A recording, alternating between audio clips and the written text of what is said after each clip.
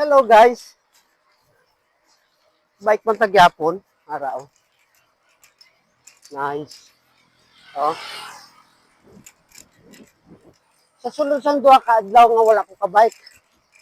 Daw subong namin pamatyagan ko kay naka-bike na ako na naman ulit. Yan. Hidlaw gid. Lain gid kung makapag-bike. Kanami pamatyag mo. Tapos basta sa 2 days nga wala ko ka bike sa balay lang. Kaya hindi maayo timpo. Boring. Hindi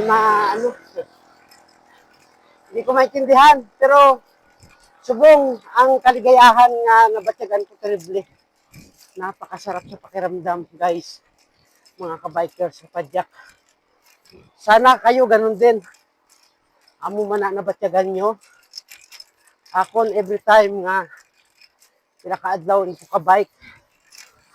Daw, malungkot. Masubo.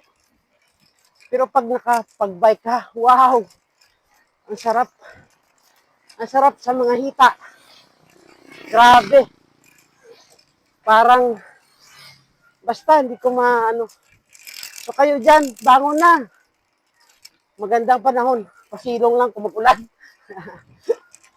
Okay, so ride it everyone. Please follow, like, and share sa mga video ko. Real tuktong din istorya ko sa inyo, ha?